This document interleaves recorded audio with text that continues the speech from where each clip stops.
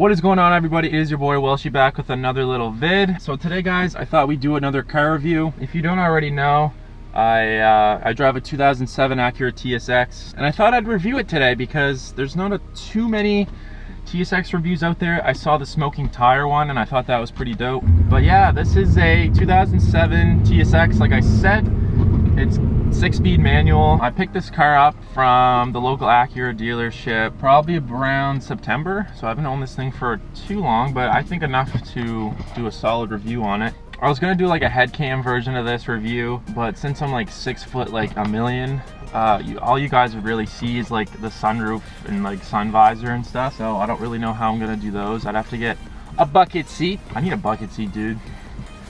Bucket seats change your life. Like,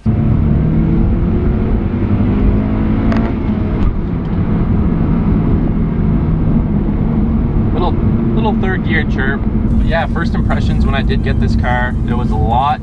I felt really like closed in compared to my CSX, which I no longer have, unfortunately. But I felt a lot smaller in the cabin space since I'm over 6 feet. I'm 6'6", so I'm pretty tall. I feel like the leg room is okay. Like my knees can fit under the steering wheel pretty good, and so that's a plus. The steering wheel is also tilt and telescopic, so that's really nice. This is a really great car if you're just starting like a family, or just need the extra 4 doors and don't want a Civic Si or even a CSX Type S. I find that they're kind of in between like a newer like Civic Si in an Accord. I think Europe they're an Accord, Euro are anyways. But yeah, this one is very similar to the Accord Type S, which is basically a TSX K24A. Same motor, just it doesn't have the 2 on the end of the engine code. Literally the exact same heads. Maybe an internal difference, I'm not sure, with like different cams or something. That guy just literally it was just like, you know what?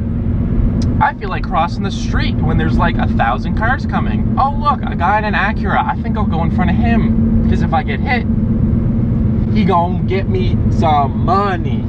Nah, boy, I'm broke as hell. What the? I don't really have headroom. The sunroof takes away that, so if you're really tall, I'd probably look into like a Civic Si, because I think the seats can actually go down lower. Or what you could do, listen close, if your head's touching the ceiling, get a bucket seat. These cars are like really fun to drive though. If you're just towing your family around, lots of space for like kids and car seats and stuff. I don't have any kids, I hope not anyways. Yeah, no, I think we're good in the kid department. Alright, I'm sorry mom if I scared you right there, but no, we're good. You're not a grandma just yet. Overall, fairly comfortable. Heated seats, amazing. This has the voice command option as well. I don't really use it because I don't know how, and it's kind of annoying because I hit it sometimes and then this person starts talking to me. These cars, if you didn't know, have the independent suspension in the back. I think they're double wishbone. You could really throw it into a corner and actually be pretty impressed. Like it'll actually rotate a little bit. I just chirped 5th gear right there. That was crazy. These engines are pretty bulletproof. I know they have a lot of power steering issues with the K24. That goes for Accords and TSXs. But I really like the gear shifter in this. It's very notchy. It doesn't feel sloppy. I find through 1 to 4 is really good, but once you kind of get into 5th, or like you're going for 5th, sometimes you'll miss, because these transmissions don't actually have a reverse lockout. So what that means is if you're going from 5th and going to put it in 6th, you could potentially, it's probably not going to happen, but like right now, for instance, I'm driving in 4th gear going 60 kilometers an hour. I could put this car in reverse right now. There is no sensor or lockout to prevent me from doing that. You can find these cars like pretty cheap though, for the most part. They're going for around, I'd say 4,000 to like 6,000. You can probably find a pretty decent one. Lower the kilometers, obviously going to be more expensive. Try to go for the newer one. if you're looking to kind of modify it, because I think it's 06 to 07 have a little bit bigger camshafts. I'll put the specifications probably somewhere on the screen if you were interested. But they're pretty rev happy. Once you get past like 4, like I was saying before, it definitely starts to pick up, and it definitely gets up and gets out of its own way.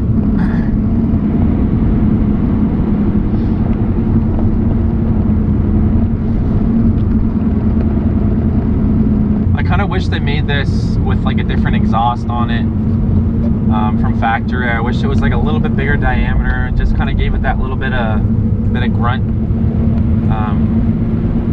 It's just a little too quiet, and I feel like if you put an exhaust on this, or even just like some mufflers, like a straight through muffler and like a resonator delete, I feel like it would really make a nice sound. For mileage, for gas mileage in this thing too, I find if you're not, you know, if you're not in VTEC like once or twice, it's fine. But if like you're like me and you kind of like to use the car a little bit more than the average person, I find gas mileage isn't all that bad. I think it's around 60 to fill, like right on E with the light on, which is like kind of average for a 4-door with like a slightly bigger engine.